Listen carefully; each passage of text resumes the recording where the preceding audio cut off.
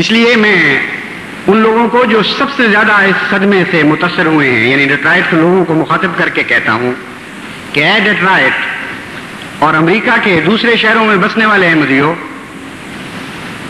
اور وہ بھی جو امریکہ سے باہر بس رہے ہو، یعنی اے مشرق اور مغرب میں آباد اسلام کے جانثار ہو، اس عارضی غم سے مزمحل نہیں ہونا کہ یہ انگنت خوشیوں کا پیش خیمہ بننے والا ہے۔ اس شہید کو مردہ نہ کہو بلکہ وہ زندہ ہے، اور اس راستے سے ایک انچ بھی پیچھے نہ ہٹو جس پر چلتے ہوئے وہ مرد صادق بہت آگے بڑھ گیا۔ تمہارے قدم نہ ڈگمگائیں، تمہارے ارادے متزلزل نہ ہوں۔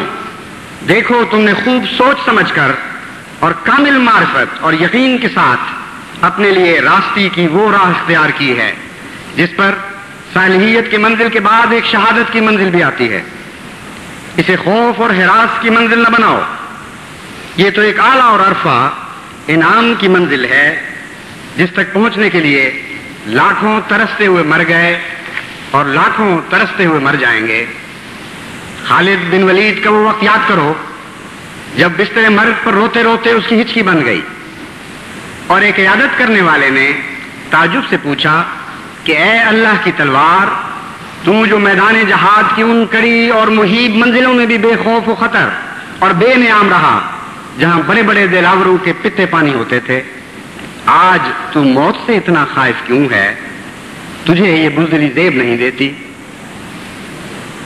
خالد نے اسے جواب دیا کہ نہیں، خالد بن ولید موت سے خائف نہیں ہے، بلکہ اس غم سے نڈھال ہے کہ راہ خدا میں شہادت کی سعادت نہ پا سکا۔ یہ وہی خالد تھا جو ہر میدان جہاد میں یہ تمنا لے کر گیا کہ کاش میں بھی ان خوش نصیبوں میں داخل ہو جاؤں جو اللہ کی راہ میں شہید کیے جاتے ہیں۔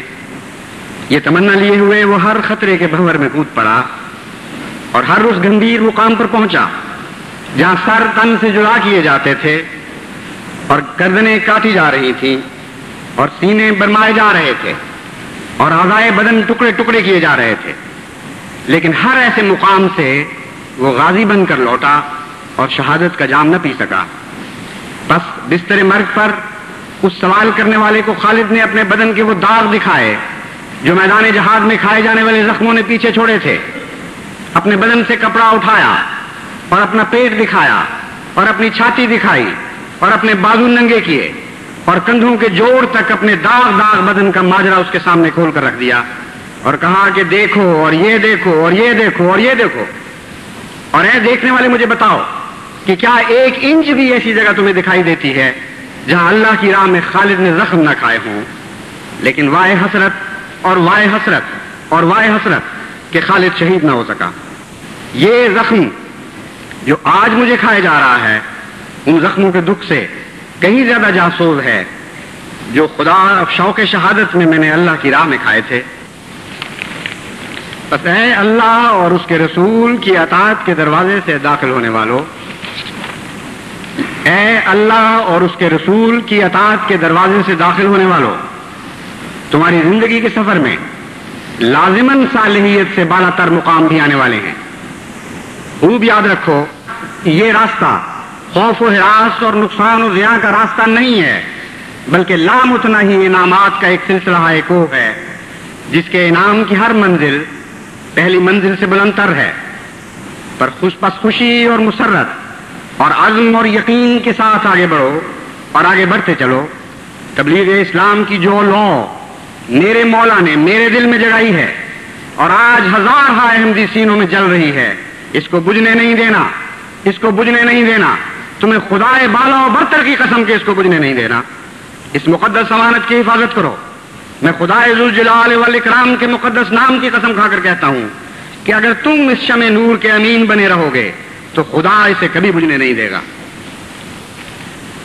یہ لو بلند تر ہوگی اور پھیلے گی اور سینہ بسینہ روشن ہوتی چلی جائے گی اور تمام روئے زمین کو گھیر لے گی اور تمام تاریکیوں کو اجالوں میں بدل دے گی۔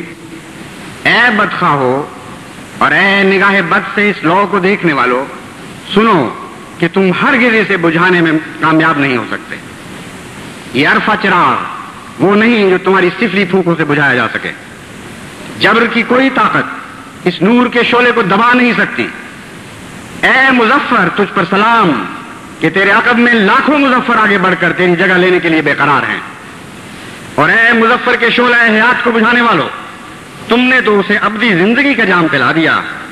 زندگی اس کے حصہ میں آئی اور موت تمہارے مقدر میں لکھی گئی ہے۔ مذہبی آزادی کا قرآنی تصور تو ایک بہت پاک اور اعلیٰ اور عرفہ اور وسیع تصور ہے۔ اے جبر و اکراہ کے مکروہ اور مجزوم تصور سے اسے بدلنے والوں، اور اے مذہب کے پاک سرچشمہ سے پھوٹنے والی لازوال محبت کو نفرت اور عناد میں تبدیل کرنے والوں، اے ہر نور کو نار میں اور ہر رحمت کو زحمت میں بدلنے کے خواہاں بدقسمت لوگ ہو جو انسان کہلاتے ہو، یاد رکھو کہ تمہاری ہر سفلی تدبیر خدائے برتر کی غالب تقدیر سے ٹکرا کر پارا پارا ہو جائے گی۔ تمہارے سب ناپاک ارادے خاک میں ملا دیے جائیں گے اور رب اعلیٰ کے مقدر کی چٹان سے ٹکرا ٹکرا کر تم محض اپنا ہی سر پھوڑو گے۔ تمہاری مخالفت کی ہر جھاگ اٹھاتی ہوئی لہر ساحل اسلام سے ٹکرا کر ناکام لوٹے گی اور بکھر جائے گی اور منتشر ہو جائے گی اور اسے پیش قدمی کی اجازت نہیں دی جائے گی۔ اے اسلام کے مقابل پر اٹھنے والی ظاہری اور مخفی، عیاں اور باطنی طاقتوں، سنو کہ تمہارے مقدر میں ناکامی اور پھر ناکامی اور پھر ناکامی کے سوا کچھ نہیں لکھا گیا۔ اور دیکھو کہ اسلام کے جانثار اور فدائی ہم وہ لوگ ہیں، ہم وہ مردان حق ہیں جن کی سرشت میں ناکامی کا خمیر نہیں ہے۔ اللہ تعالیٰ دکھائے گا، وہ دن دور نہیں کہ ہر وہ لفظ جو آج میں نے آپ سے بیان کیا ہے یہ سچا ثابت ہوگا، کیونکہ یہ میرے منہ کی بات نہیں، یہ اللہ تعالیٰ کی تقدیر کا ایسا اٹل فیصلہ ہے جو کبھی تبدیل نہیں ہوا اور کبھی تبدیل نہیں ہوگا۔ احمدیت نے کبھی ناکام نہیں ہونا، کسی منزل پر ناکام نہیں ہونا، آگے سے آگے بڑھنا ہے، اور جتنی شہادتیں پیش کرنے کی توفیق پاؤ گے اتنے ہی زیادہ کامیابیاں اور فتح تمہارے مقدر میں لکھی جائیں گی۔ اللہ کرے کہ ایسا ہی ہو اور جلد اسلام کی فتح کو ہم اپنی آنکھوں سے دیکھ لیں۔